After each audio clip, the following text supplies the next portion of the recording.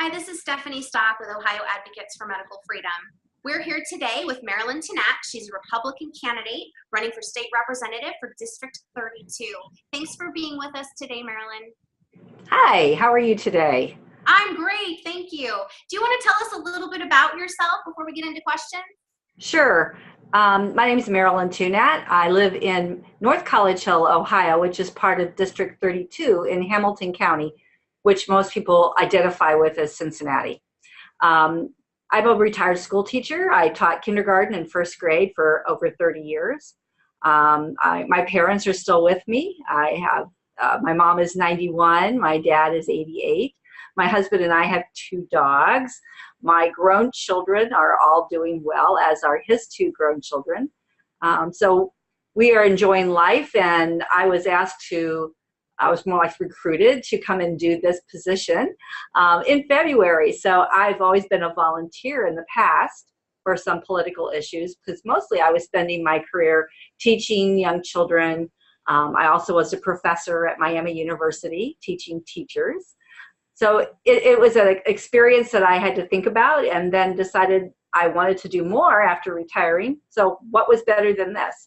To have a chance to really go in and affect families and communities, and more importantly, the whole learning community in schools. So that's a little bit about me. Yeah. So you actually had thought a little bit about politics before you were asked then, or was it kind of just like they put the idea in your head and you're like, I'm gonna roll with this? Well, I'm going to switch hands here. I'm sorry. Yeah, I decided that I would go with it after I've been very active as a volunteer. I was a young Republican in college, and then after I graduated, I worked with some judges on their campaigns in the background. I worked in a couple of presidential races on a local level. I grew up actually in Butler County, just north of here, which is where I lived most of my life until about 5 years ago, when my new husband and I moved down here to Hamilton County. So I wasn't particularly involved with local politics, but I've always had an interest in it. My former teacher and family friend was a state representative when I was in junior high school. I got very interested in it then. He became our congressman later on. So I've had a dabbling with being connected to a family that was very involved. And I just love following the national scene like some people do, but I've also had a keen interest in state politics, because I know that local and state politics have a much broader, bigger effect on our lives than the federal issues do. The federal issues are always more glamorous, but the state and local issues are the meat and bones of what drives our lives, because life here is so very different than San Francisco or Denver or Columbus. Even Cincinnati is unique in its area, just like it's different in Hamilton, just north of here. So local politics and then state politics overall in Ohio, for us in particular, are unique. Ohio is different than Indiana. The same thing goes on. It's not the same countrywide. So it's very interesting to find out how that all works. Yeah, I'm always a little bit surprised at how many people say, oh, we don't vote in local elections. And I'm like, that's the most important election to vote in. Exactly. Like you said, I think the federal stuff is just more glamorous. It's talked about on TV. People don't realize how important issues are in their own state. And when they're not active, you end up having a lot of problems. I'm curious to what made you more receptive to concerns about informed consent and medical freedom. Like what got you on that path or interested in that? I have several things that have brought it into my field of awareness. A long time ago, getting your kids inoculated with vaccines was just pretty standard. We got the polio oral vaccine as when I was a little girl, just orally, the boost. Wasn't much thought about. There weren't a whole lot that we got. When my children were vaccinated, I didn't think too much about it until the doctors started telling me all the risks that would or could be associated with it. But then I was told, well, the risks are minimal. It's just 1 in a million or something like that. And so you go forward with it. But I was shocked when my infant daughter at 6 weeks was diagnosed with pertussis. She hadn't had an inoculation yet, and I didn't know how in the world she could have gotten it, because I thought that because of vaccines that those kinds of things were eradicated more or less. But I found out that I actually had it, and I gave it to her because my vaccine had run out with its potency. I didn't think too much more of it. She was fine. She didn't have any repercussions from it, but I had friends then, and in teaching, we taught kindergarten, so we saw a lot more of children on the autism spectrum, children that were not necessarily full-blown autism, but had lots of other issues that tended to go around that. And we've seen an uptick in ADD, ADHD, and that whole spectrum, that whole big umbrella of affect change, social change, and behavioral change. Those issues were starting to really become huge. And as a kindergarten teacher, a lot of times parents don't know that their children are behaving differently. They're not involved with preschool. So we get them front line, and then we see there's big issues going on.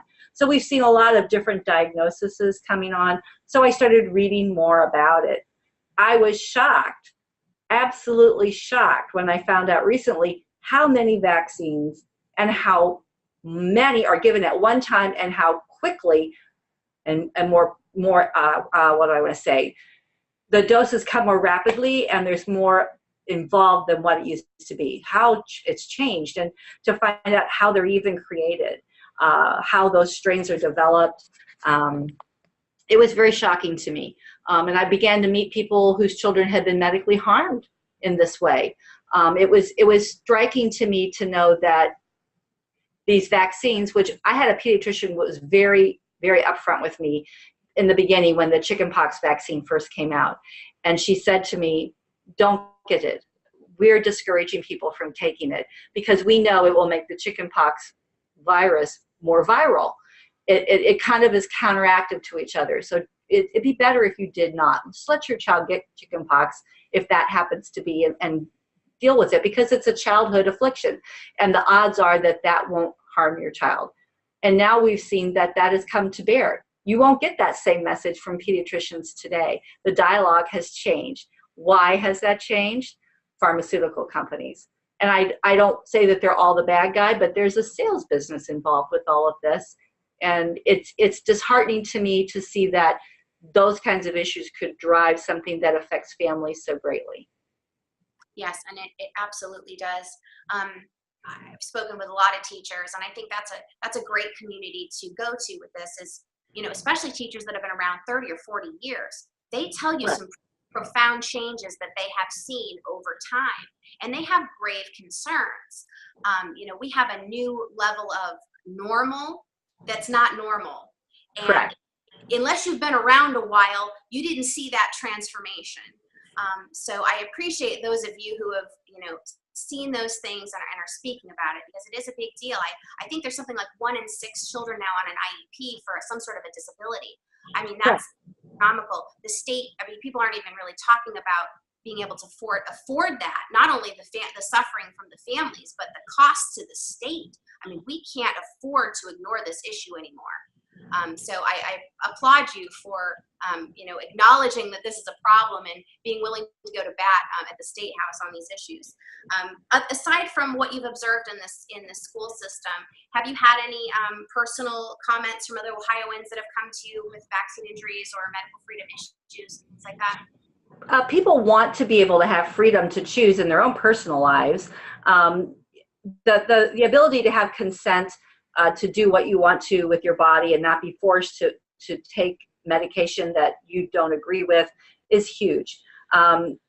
Doctors prescribe things all the time, and there's consequences involved. I know many families whose children, teenage children, were prescribed Vicodin when they were teenagers for a dental procedure or from a broken bone, which when I was younger, we just took aspirin or Tylenol. That's what we needed. But yet they were prescribed this opiate, and we were told that it was safe. I always monitored my children's medications, but that doesn't mean that there's not some wiring in the brain that's attracted to it, especially if someone has that ADHD component. We don't really understand how the brain works or how that is attracted, if there's anxiety already that exists. It's very disheartening to find out that you've given your child something that could affect them for the rest of their lives, and it was seen as very innocent. I find that to be very troublesome. even in our own personal lives, in our own family, we've had those kinds of issues without getting into too much detail. But it's happening to every family I know. Every family I has someone in their family or knows someone that is affected by medications that have had adverse reactions. And this affects our elderly population just as much as it does our younger generation. I have been witness to our elderly that have passed away from an overdoing of opiates because they didn't realize that if they took Vicodin and Percocet together, that they were essentially taking the same thing, or that it was linked up to the same chemical compounds as heroin. It's become a frightening thing. With the fentanyl coming into it, fentanyl is used in hospitals with regularity, but now it's on our streets. It's just, the whole specter of it all is changing the safety of our lives, our families, our communities. People can't even be hired for jobs that are being created because they can't pass a drug test because they need to take a higher and higher dose in order to feel normal.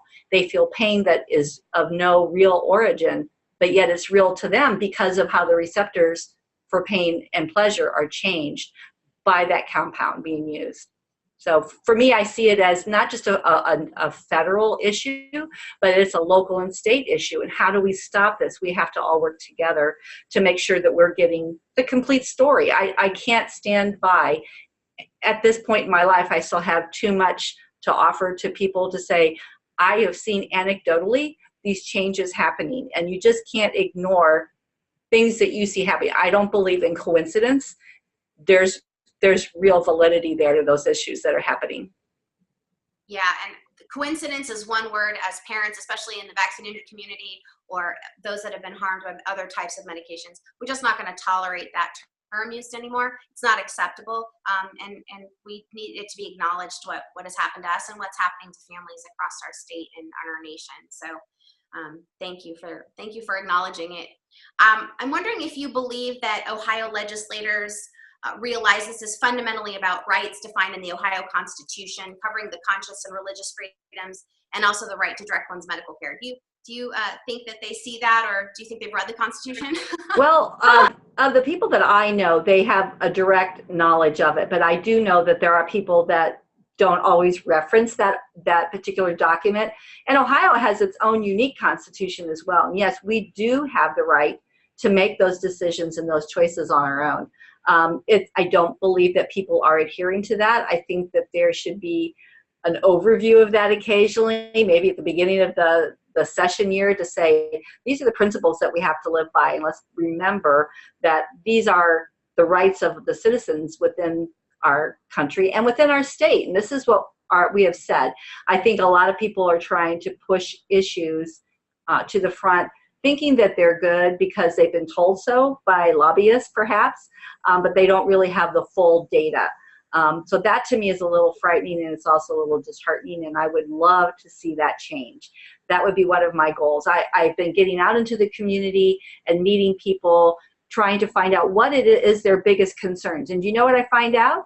It's families, and it's schools, and it's safety. It's the very same things that I care about. It's what we all care about. And those rights are being undermined in so many different ways, and people don't have a way to fight it because they don't maybe know how to get in touch with a representative. That representative is not active in the community, doesn't reach out to different groups or become active with them.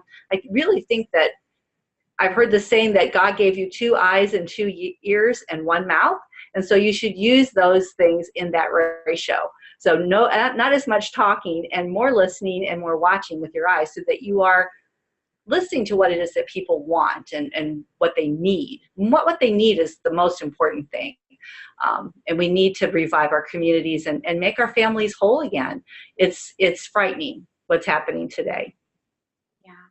I'm wondering how you feel about medical and other trade organizations influencing policy. We see quite a bit of that. What are your thoughts on that?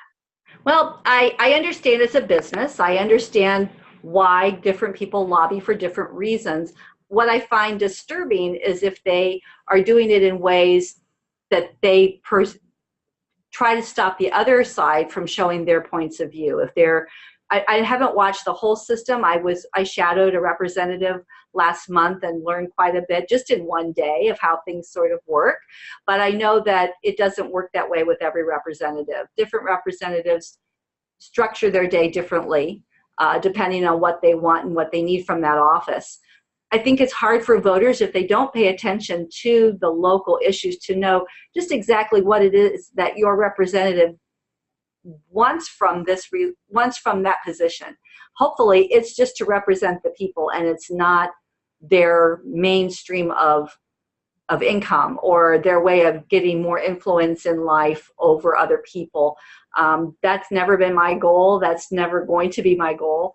It's disheartening when you see people become career oriented that way and not for good purposes. So I'm frustrated by it, and I would like to be a voice of change in that regard. Good. Well, that would be a refreshing change. We'd be glad to see that. Is there anything else you'd like to tell us about yourself, or a particular issue that maybe you'd like to see addressed if you get in office of maybe your first term? Well, there are several big things that stand out to me. One is the medical freedom, and I'm particularly curious about what's happening with the House bill and how it was changed with its wording. I worry about taking away the rights of families and forcing them to abide by, you have to take these vaccines or therefore you'll be excluded from everything.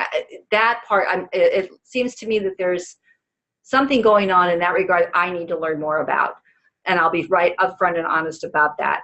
I also want to see real school reform. I'm very upset with how Common Core has been pushed into our school systems, and that I feel that the fun of education has been eliminated. We are testing 4- and 5-year-olds on computers 3 times a year in reading and 3 times a year in math with a mouse for negative outcome data.